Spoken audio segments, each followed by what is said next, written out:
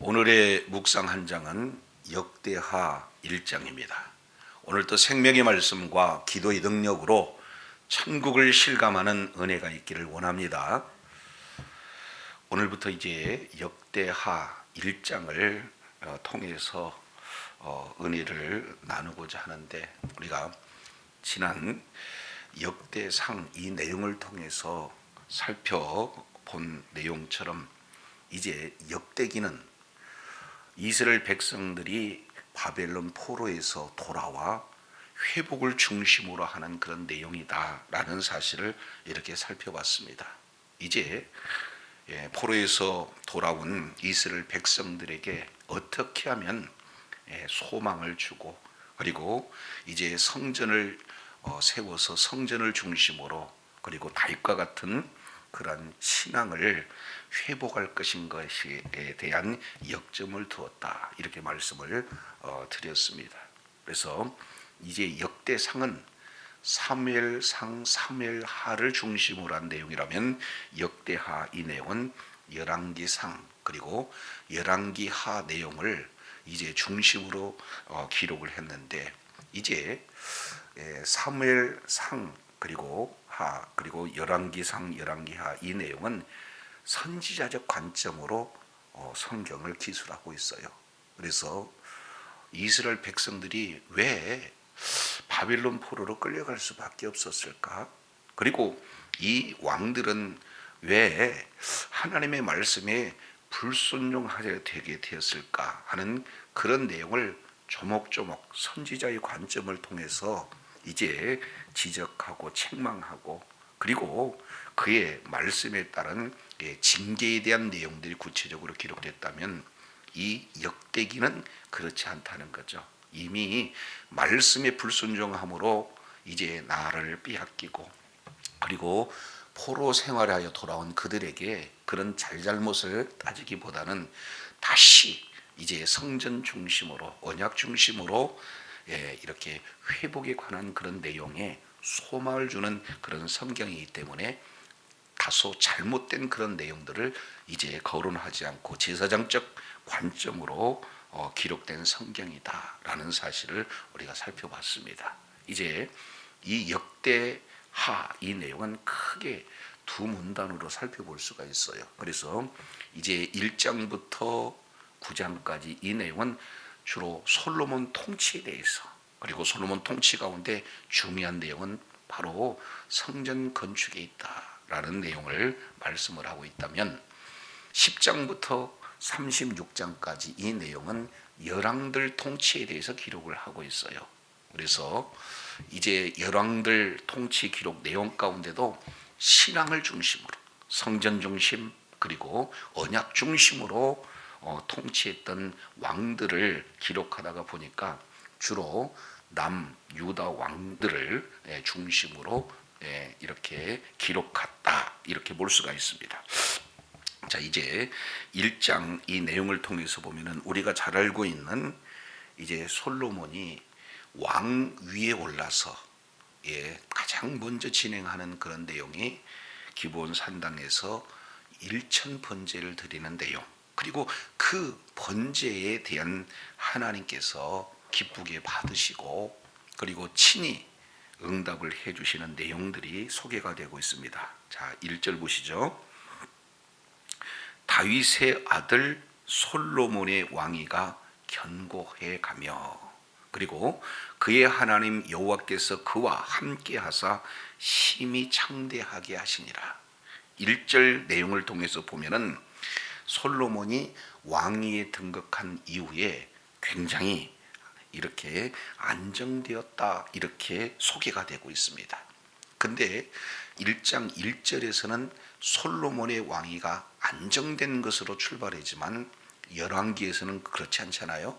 이제 솔로몬이 왕이 되기 전까지 그 형 아도니아의 그런 반란 사건들을 아주 구체적으로 기록하고 있어요.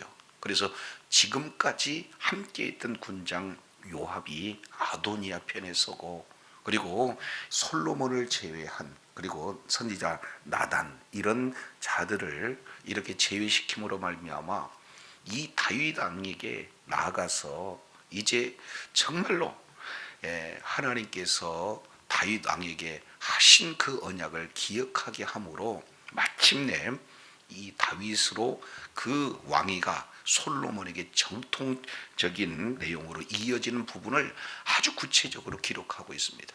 자, 그런데 역대하 1장 1절에는 아주 한 절에 압축해서 요약하고 있는 그런 모습이에요. 왕위가 안정되었다. 그러면 왜 이렇게 솔로몬의 왕위가 안정되었는가? 그 첫 단어를 이렇게 기록하고 있죠. 솔로몬은 누군가? 다윗의 아들 솔로몬이다, 이렇게 표현을 하고 있습니다. 그러니까 이제 하나님께서 다윗에게 하신 그 언약이 그 아들 솔로몬에게 그대로 이어졌다 하는 이 내용을 말씀을 하고 있습니다. 그 결과 그 왕위가 견고했다라는 측면이에요. 그래서 정치적으로도 굉장히 안정됐다라는 이 핵심 단어가 견고했다, 이 내용 속에서 살펴볼 수 있습니다. 그리고 이어서 두 번째, 그러면 진정한 그 왕위가 견고한 내용의 핵심은 무엇인가? 하반절 내용을 보니까 그의 하나님 여호와께서 그와 함께 하사 심히 창대하게 하시니라, 이렇게 말씀을 하고 있어요. 여기서 창대하다라고 하는 것은 크게 높이셨다는 뜻 아니겠습니까? 그러니까 견고할 뿐만 아니라 더 다윗 이전 때보다도 크게 높여주셨던, 창대하게 하셨던 그 원인은 뭐냐? 바로 하나님께서 솔로몬과 함께 해주셨기 때문에 그렇다는 거예요. 그래서 다윗과 함께 했던 하나님이 이제는 누구와 함께 하시느냐? 솔로몬과 함께 하셨다. 그래서 이제는 다윗의 하나님 여호와가 아니라 솔로몬의 하나님 여호와다. 그래서 하나님이 함께 하신 그 결과 나라는 견고해지고 심히 창대했다. 이것이 바로 이 역대기, 역대하를 출발하는 그 출발 내용이 되어집니다. 자, 왜 이렇게 하나님께서 이 솔로몬을 긍정적인 그런 어떤 측면의 역대 기자를 통해서 말씀을 하고 있는가? 그 단적인 예가 2절부터 6절 이 내용을 통해서 보면은 솔로몬이 중심이 어디가 있는가? 이 내용을 자세히 보여주고 있습니다. 2절, 솔로몬이 온 이스라엘의 천부장들과 백부장들과 재판관들과 온 이스라엘의 방백들과 족장들에게 명령하여 그랬습니다. 그래서 모든 회중이 어디로 갔느냐? 3절, 기브온 산당으로 갔습니다. 왜 기브온 산당으로 갔죠? 하나님 앞에 제사 드리기 위해서.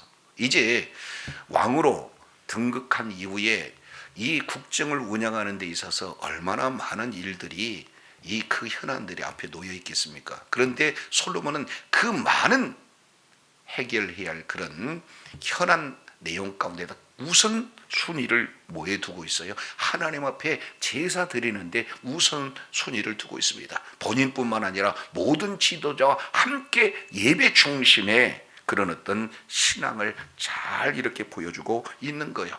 이것은 다윗이 하나님 앞에 예배 중심의 삶으로 영광을 돌렸듯이 언약을 계승한 솔로몬 역시 마찬가지로 이 예배 중심의 그런 어떤 삶이 우선순되었다라는 것을 잘 이렇게 보여주고 있습니다. 자, 그런데 3절 조금 더 자세히 보시죠. 솔로몬이 온 회중과 함께 기브온 산당으로 갔으니 하나님의 회막 곧 여호와의 종 모세가 광야에서 지은 것이 거기 있음이라. 굳이 바로 역대기 기자의 그런 시각을 통해서 뭘 보여주느냐?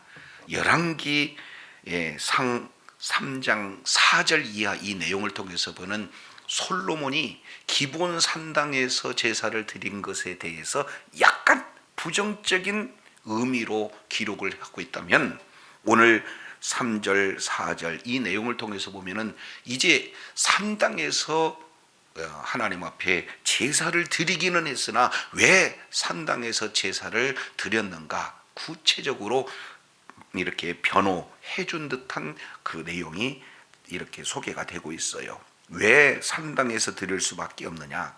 그것은 하나님의 회막이 거기 있었다. 여호와의 종 모세가 광야에서 지은 그 하나님의 회막이 거기 있었기 때문이다 하면서 보다 부정적인 요소를 역대기 기자는 긍정적으로 묘사를 하고 있습니다. 자, 이것을 다시 한번 4절에 구체적으로 표현을 하고 있죠. 다윗이 전에 예루살렘에서 하나님의 궤를 위하여 장막을 쳐두었으므로 그 궤는 다윗이 이미 기앗 여아림에서부터 그것을 위하여 준비한 곳으로 메어 올렸고 그랬습니다. 우리가 잘 아시겠지만 성막 구조 이 내용을 통해서 보면은 성막들과 성소로 구분이 되어지잖아요. 그래서 성막 문을 열고 들어오게 되어지면 가장 먼저 만나는 곳이 번제단, 그 다음에 물두멍, 이것이 성막들이 있습니다. 그리고 이제 이 성전 문을 휘막을 열고 들어가게 되어지면 좌측에 금촛대가 있고, 그리고 그 맞은편에 떡상이 있고, 그리고 지성소 가까이에 분향단이 있습니다. 그리고 휘막을 걷고 들어가게 되어지면은 지성소에 하나님의 법궤가 있어요. 근데 그 하나님의 법궤 언약궤를 다윗이 어디로 옮겼다? 예루살렘으로 옮겼다는 거예요. 그러면 이 법궤를 제외한 모든 성전의 기물은 지금 어디 있느냐?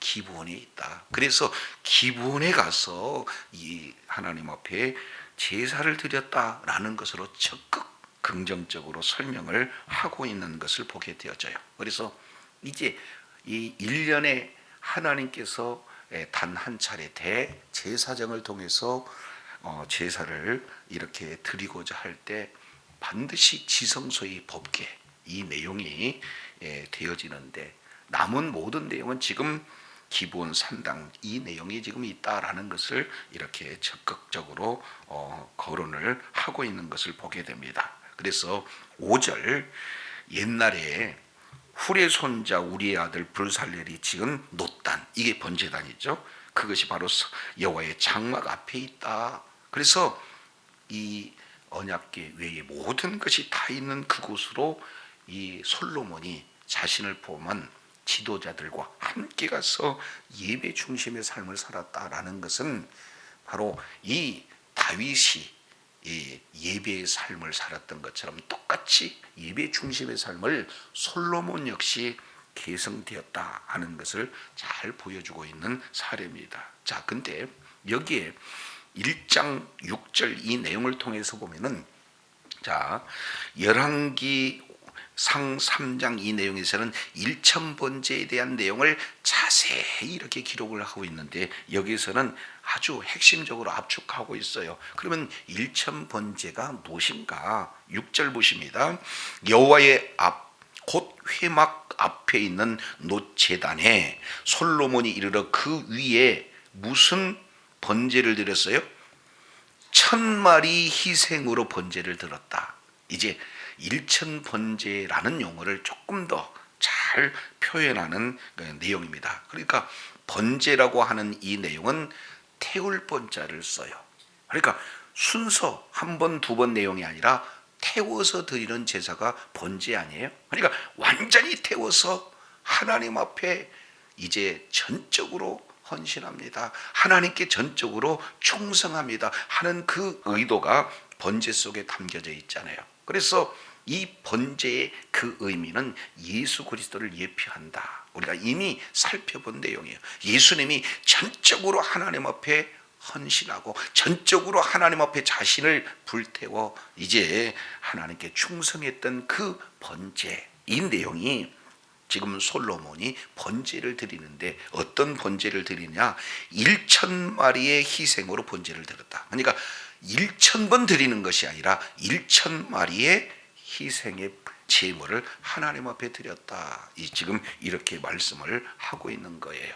그렇기 때문에 이제 사실 1000번제에 대한 오해가 한국교회에 지금 널리 잘못 이렇게 퍼져 있는 그런 어떤 상황인데, 이것은 1000번이 아니라 1000마리를 한 번에 드리는 그런 어떤 내용을 말씀하고 있어요. 그리고 꼭 많은 양이기 때문에 나눠 드릴 수도 있잖아요. 그러나 중요한 것은 1000마리를 드렸다라는 것이 핵심이 되어집니다. 자, 그러면 이제 모든 왕위에 올라서 하나님께서 맡겨주신 그런 나라를, 하나님의 백성을 이렇게 통치하는 일에 예배 중심의 신앙을 우리 하나님께서 매우 기쁘게 여기신 것 같아요. 그래서 1장 7절에 이런 표현을 합니다. 그날 밤에 하나님이 솔로몬에게 나타나서 그에게 이르되 내가 내게 무엇을 주랴 너는 구하라. 하나님께서 솔로몬에게 백지 수표를 지금 내어주고 있는 그런 장면이에요. 그만큼 하나님께서 그 중심을 기쁘시게 받으셨다 하고 이렇게 말씀을 하고 있습니다. 그러니까 1천 마리의 번제를 드렸을 때 급하게 우리 하나님께서 그날 밤에 나타났다.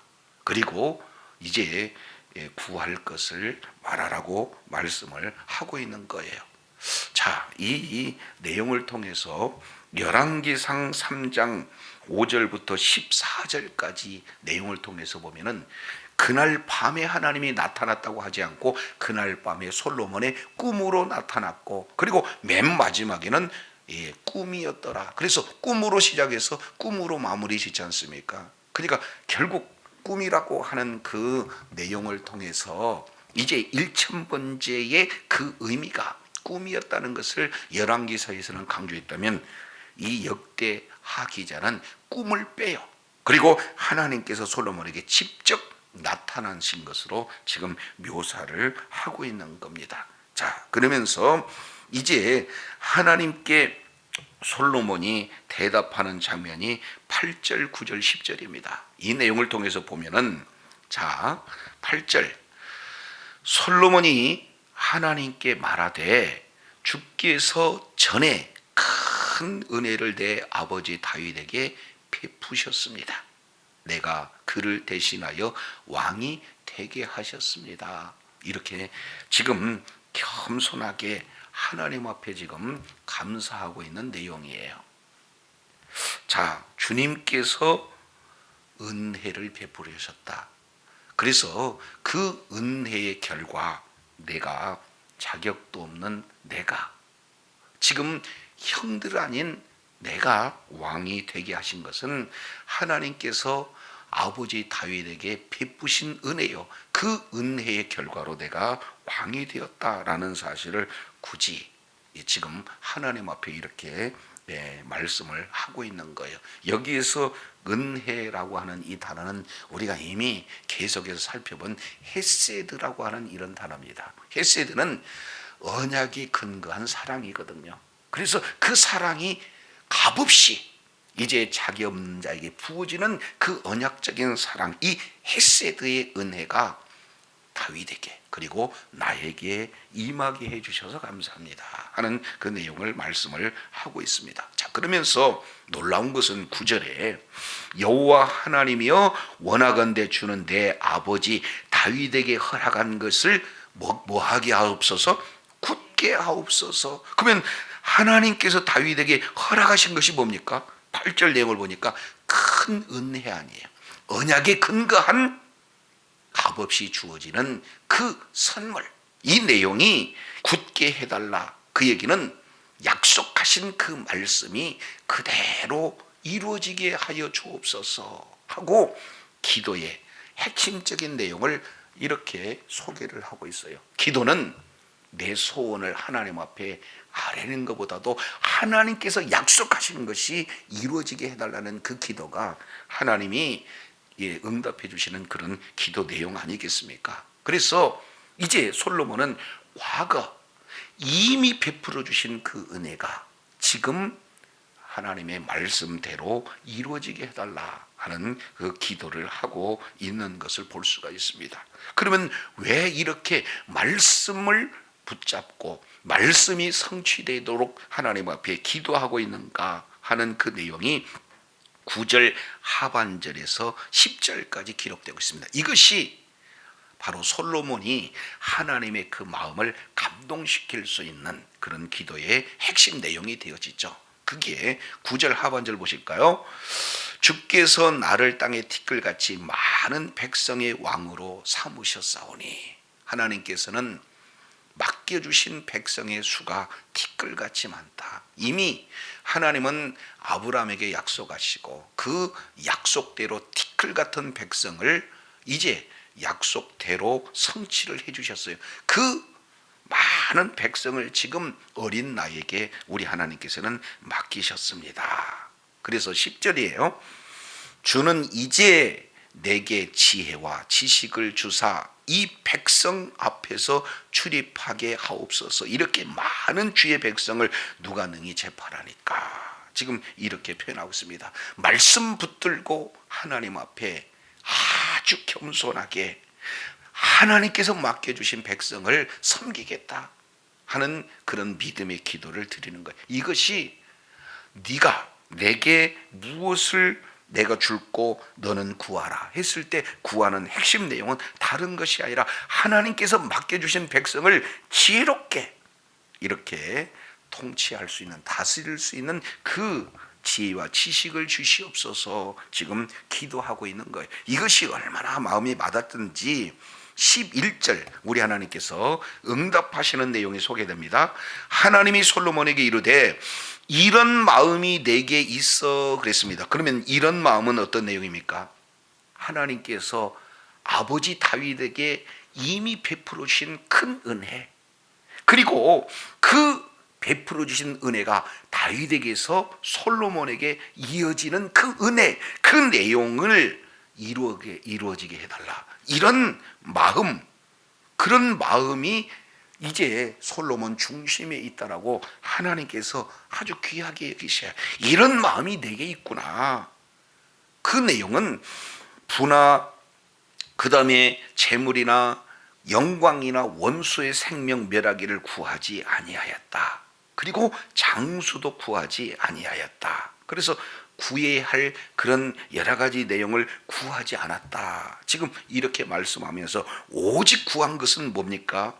하반절 내용을 통해서 보니까 오직 구한 것은 내가 내게 다스리게 한 내 백성을 재판하기 위하여 지혜와 지식을 구했다. 이것이 하나님이 지금 보시기에 합당한 기도가 되었다. 이렇게 말씀을 하고 있는 거예요. 근데 이것을 자세히 따져 보게 되어지면은 하나님은 다윗이 정말로 성전 중심으로 그 말년에 주목하고 가장 역점을 두었던 그 중심은 어디가 있습니까? 성전 건축하는 데 있지 않았습니까? 그리고 이제는 그 성전에 임재하신 그런 하나님, 그 말씀을 순종하는 그런 어떤 삶을 살았을 그 다윗을 얼마나 많은 하나님께서 은혜를 주셨는가. 우리가 역대상 29장 이 내용을 통해서 보니까 이게 굉장한 그런 물질적인 풍요가 다윗에게 주어졌다는 사실이에요. 근데 그게 고스란히 지금 누구에게 넘어온 겁니까? 솔로몬에게. 그러니까 굳이 부재물 영광 이 내용은 하나님께서 다윗 왕에게 부어주는 은혜고 이것은 다윗 왕이 솔로몬에게 주어지는 내용이기 때문에 구할 내용이 아니다 그 말이죠. 그럼에도 불구하고 우리 하나님께서는 이제 하나님이 맡겨주신 백성을 어떻게 하면 말씀대로 잘 이렇게 섬기면서 다스리는 그 마음을 우리 하나님께서 귀하게 여기신 거예요. 그래서 12절 이렇게 결론 짓습니다. 그러므로 내가 네게 지혜와 지식을 주고 그랬습니다. 네가 원하는 것이 지혜와 지식이냐? 내가 주겠다. 그래서 이 지식이라고 하는 이 내용은 하나님의 지식 아니겠습니까? 신적인 지식 아니겠습니까? 그런데 이 지식을 잘 적용하는 분별력이 바로 지혜 아니에요. 그러니까 지식도 주고 지혜도 줘서 하나님의 뜻이 무엇인지 그리고 그 뜻을 알았다면 어떻게 삶 속에 적용할 것인지 이 내용을 우리 하나님께서 솔로몬에게 주어지게 되는 것을 보게 됩니다. 자, 그런데 이게 지혜와 지식만 주는 것이 아니라 부도 재물도 그래도 영광도 다 우리 하나님께서 지금 허락해 주시는 이런 장면이에요. 이것은 어느 역대 왕들에게 주어지지 않는 것이다. 솔로몬에게 주어진 것. 이것이 1,000마리의 번제를 하나님 앞에 드리고 하나님께서 이제 구하라 했을 때 구했던 기도의 응답의 내용이 되어져요. 그 기도 응답은 바로 솔로몬에게 무엇으로 주어집니까? 약속으로 주어져요.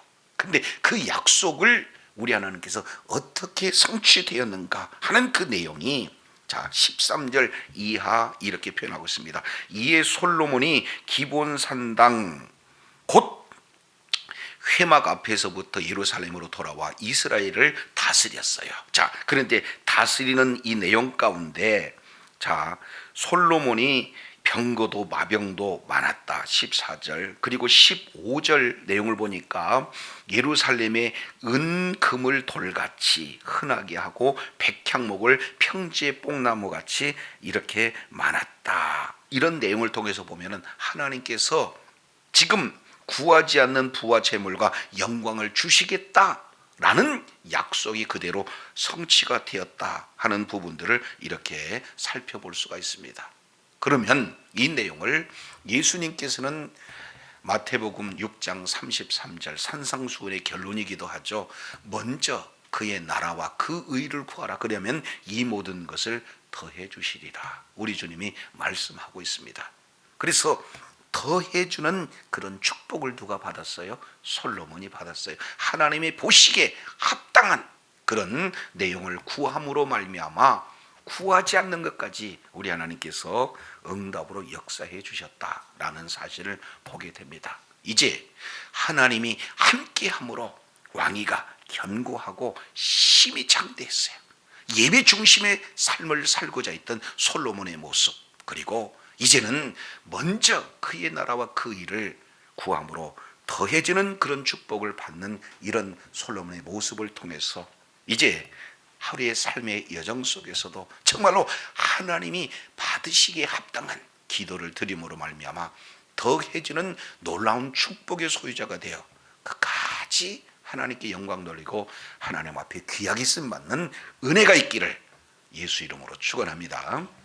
기도하겠습니다. 하나님 아버지, 역대하 1장을 시작하면서 열왕기 기자가 솔로몬을 다소 부정적인 그런 내용으로 이렇게 기술했지만 이 역대기 기자는 부정적인 것을 축소하고 긍정적인 것을 부각시키되 솔로몬이 바로 다윗 왕위를 정통적으로 계승하고 그 증거가 예배 중심의 삶이었음을 살펴보게 됩니다. 그리고 하나님 앞에 기도했을 때도 말씀이 이루어지게 해달라고, 베풀어진 은혜가 실제 견고하게 해달라고, 그리고 이제 겸손한 하나님 앞에 믿음의 고백은 바로 하나님이 맡겨주신 이 양무리를 잘 섬기라는, 그러기 위해서 필요한 것이 지혜고 지식이라는 것을 요구했을 때 우리 하나님께서는 구하지 않는 부도 그리고 이런 장수도 영광도 더하여 주시는 놀라운 응답을 해 주셨습니다. 이제 먼저 그의 나라와 그 일을 구하라. 그리하면 이 모든 것을 더해 주시리라. 주님 말씀하고 있사오니 하나님 보시기에 합당한 예배의 삶, 그리고 말씀 중심의 삶, 성전을 중심으로 이제 언약을 중심으로 늘 하나님의 말씀에 순종하는 삶으로 하나님 앞에 더 존귀하게 쓰임받고 주님께 영광 돌리는 주의 사랑하는 자녀들 다 되게 하여 주옵소서. 예수님 이름으로 기도드립니다. 아멘.